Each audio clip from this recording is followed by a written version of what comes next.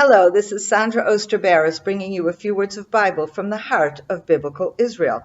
This week's Torah portion is Re'eh, and it begins at the very end of chapter 11, and it begins with this wonderful, wonderful instruction that once the nation of Israel goes into the land of Israel, they will make their way to Mount Gerizim and Mount Ebal, and there they will enter into a covenant with God, with the God of Israel, for the first time in the land of Israel. And that, of course, will be a very, very important event that will actually take place in Joshua chapter 8. But here we have, it's set out that the discussion of covenant is actually set out in terms of the language of blessing and curse. The actual text of the blessing and curse is in Deuteronomy 27 and 28. But here we have the actual instruction. Behold, this day I set before you a blessing and a curse. A blessing if you obey the commandments of the Lord your God that I enjoin upon you this day, and a curse if you do not obey the commandments of the Lord your God, but turn away from the path that I enjoin upon you this day, and follow other gods whom you have not experienced. When the Lord your God brings you into the land that you are about to enter and possess, you shall pronounce the blessing at Mount Gerizim and the curse at Mount Ebal.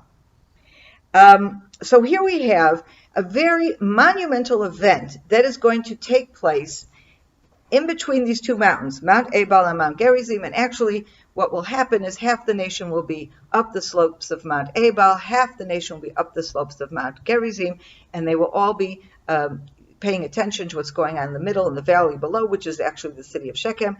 And there will be this recitation of the blessings and the curses, which is a covenant that the nation will then be entering into with God. Right after that, we begin what becomes sort of a major theme in this Torah portion. And the first time we see this is in verse 4, Deuteronomy 12, verse 5. It's talking about, first of all, it's saying, do not worship all these pagan gods, okay? And then in verse 4 it says, don't even take the type of worship that they usually do for pagan gods and direct it to God. Okay, God doesn't want that. What does he says? But look only to the site that the Lord your God will choose amidst all the tribes as the place to put his name to rest there. There you will seek, and there you shall go. Okay, very important. The place that God will choose to place his name there to rest. Okay, now the word to rest is lishichno, or the word shchuna, mishkenot. These are all words that comes from the word shachan, and shachan is also, by the way, the root of the word in Hebrew for neighbor. Okay, this means to dwell. Okay, God will put his name on a place, and there he will dwell. And it's very interesting because the word that we use in Hebrew to talk about God's presence is Shekhinah. Some of you may be familiar with that word. Shekhinah comes from the very same word. It doesn't just mean presence, it means dwelling. The place that God has chosen to dwell, to put his presence, a place that we feel his presence. Okay? And so we have that first time the word is mentioned, this idea, this phrase is mentioned is here in verse 5. We see it again in verse 11. Then you must bring everything that I command you to the site where the Lord your God will choose to establish his name, to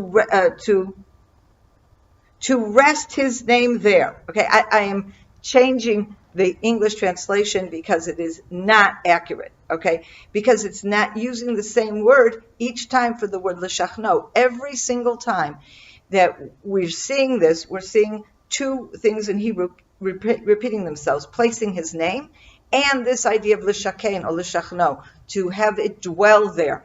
And unfortunately in the English, every time it's translating the English in a different way, you don't realize that in the Hebrew, it keeps using this same word, which is this akin to the idea of Shekhinah, to God's presence. Okay, verse 14. But only in the place that the Lord chose from one of your tribes. Okay, here we don't have the idea of the name or of the residence or the dwelling. You just have the idea of God choosing. And then again in verse 18, again you have the idea of the word choosing only in the place that your God has chosen. And so and these are just a few examples, they show up again in Deuteronomy, this whole idea of the place that God has chosen to place his name. Now, it just occurred to me, we know, of course, that place is Jerusalem. And that place is not going to be revealed to the nation until King David's time. And then he is the one who will capture Jerusalem, and he will bring the ark up to Jerusalem, but God will tell him it is not for him to build the temple. That will be left for his son Solomon. But it is only at that point in time, after David captures the city of Jerusalem. It's interesting, by the way, the former name of Jerusalem is Yevus or Jebus. It's because the Jebusites were there. It was a Jebusite stronghold that we note even in the books of Joshua and Judges. It is noted that city was not captured. Okay, and so it waits for, even though the entire area around it has been captured, all of Judah is settled, all of Benjamin is settled. Of course, this city of Jebus or Jerusalem is right on the border between Judah and Benjamin. That one stronghold remains in place until King David captures the city. And it is at that point that God chooses the place to put his name down. That is where the temple will be, etc.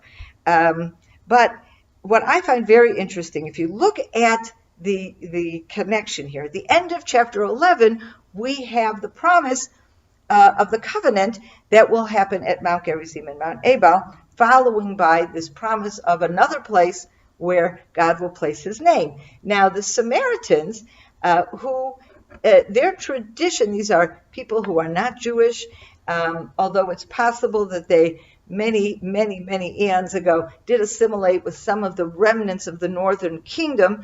These are people who were brought in by the Assyrians after the fall of the northern kingdom, in the same way that the Assyrians exiled the northern kingdom, the people of the northern kingdom, out to the east, from which they became lost. These are what's referred to as the lost tribes. At the same time, the Assyrians brought other tribes into the north of Israel, into the area that we call Samaria.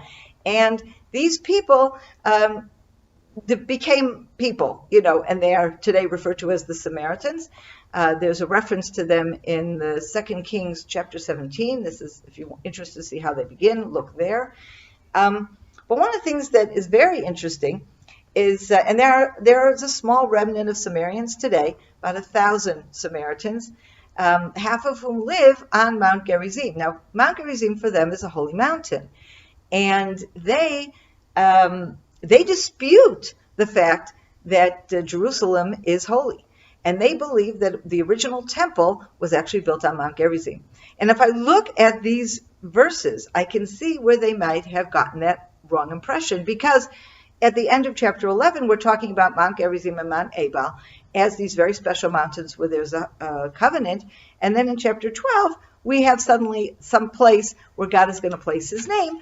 So they made some kind of connection or whatever. I actually don't think they made this biblical connection. I think it happened afterwards, because they were just not, if you look in the book of Nehemiah, they are not allowed to participate in the building of the temple in Jerusalem. So they probably at that point made their own on Mount Gerizim.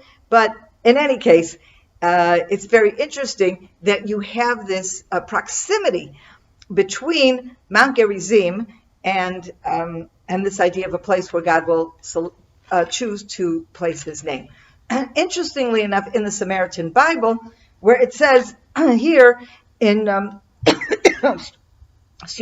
in chapter 12, the place where God will choose to place his name, they have an insert there, and they write there Mount Gerizim. So just in case, they're not going to remember, they don't think it's so accurate, they've stuck it in there into their version of the Bible, which is also very, very interesting. But I think, let's take a look for a moment about what the difference really is all about. I think that if you look at the verses of the instruction of the covenant, this is not a place of dwelling. It's a place of standing. They will stand at Mount Gerizim and Mount Ebal and enter into this covenant, okay? The place where God wants to choose his name is a place where he will dwell, okay? You don't have the covenant is very much people driven, Okay, it is the people who read out the covenant. They build an altar. It is a covenant with God, but there's no revelation on Mount Gerizim or on Mount Ebal. Okay, this is the nation reaching out to God and doing their part in this covenant based upon the original command that God gave to Moses when they were in the desert. However, in Jerusalem, this is a place where God will have a revelation, where he will have his presence felt. It's not at all the same kind of place. And it's very important. Jerusalem is really in the center of the country, and it's located right on the border of two tribes. And in fact, we have both in Washington, in the United States, and in Australia, we have this idea the capital territory is ex-territoria. It is not belonging to any given state.